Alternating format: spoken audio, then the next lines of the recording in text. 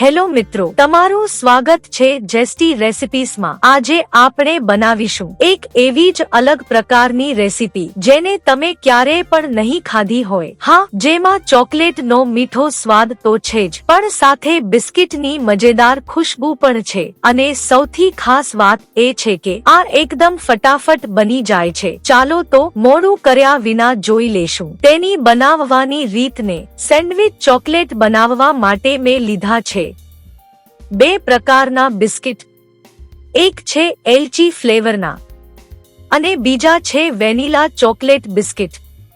તમે ઈચ્છો તો તમારા મનગમતા ફ્લેવરના બિસ્કિટ પણ લઈ શકો છો। હવે આ બંને બિસ્કિટને વારા ફરતી મિક્સરમાં નાખી તેનો પાવડર બનાવી લેશું અથવા હાથથી ચૂરો કરી શકો છો। હવે એમાં ઉમેરીશું અડધી ચમચી ક્રીમ અને એક ચમચી દૂધ નાખીને બધું મિક્સ કરી લેશું। બિસ્કિટના માવાને એકદમ હળવા હાથે ગોળો તૈયાર કરી લેશું।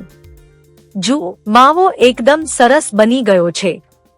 હવે એલચી વાળા માવામાંથી નાના નાના ગોળા બનાવી લેશું અને પ્લેટમાં મૂકતા જશું। એવી જ રીતે ચોકલેટના માવામાંથી થોડો માવો લઈ તેને આ રીતના ચપટો કરી તેમાં એલચીનો ગોળો મૂકી સરસ રીતે ગોળ બનાવી દેશું।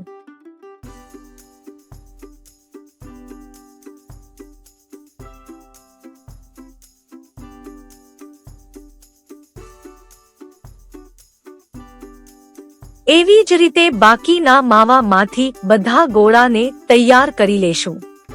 હવે આ બધા ગોળાને 15 મિનિટ માટે ફ્રીઝરમાં સેટ થવા માટે મૂકી દેશું। હવે વ્હાઈટ ચોકલેટને મેલ્ટ કરી લેશું। એક પેનમાં ગરમ પાણી મૂકી તેમાં 100 ગ્રામ વ્હાઈટ ચોકલેટને ઝીણી કાપી ચોકલેટને મેલ્ટ થવા દેશું। તો ચોકલેટ મેલ્ટ થઈ ગઈ છે।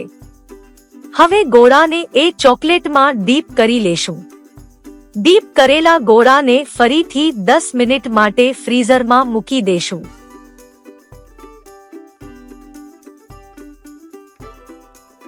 દસ મિનિટ પછી મેલ્ટ કરેલી ડાર્ક ચોકલેટને કોન અથવા દૂધની કોથળીમાં ભરીને ચોકલેટની ઉપર તમારી મનગમતી ડિઝાઇન બનાવી લેશું।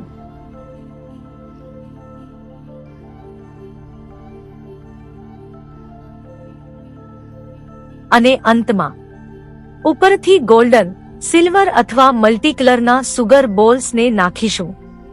તો તૈયાર છે મજેદાર એવી સેન્ડવિચ ચોકલેટ જેને બનાવી ખૂબ જ સરળ છે। તો એકવાર તમે ઘરે બનાવીને જુઓ તો ખાતા ખાતા મજા આવી જશે। તો મિત્રો, આજની આ રેસીપી કેવી લાગી કોમેન્ટ બોક્સમાં જરૂર જણાવજો। સાથે સાથે વિડીયોને લાઈક કરી તમારા ફ્રેન્ડ્સ સાથે શેર કરજો અને હા, ચેનલને સબસ્ક્રાઇબ કરવાનું ભૂલતા નહીં। ફરીથી મળીશું એક નવી અને મજેદાર રેસીપી સાથે।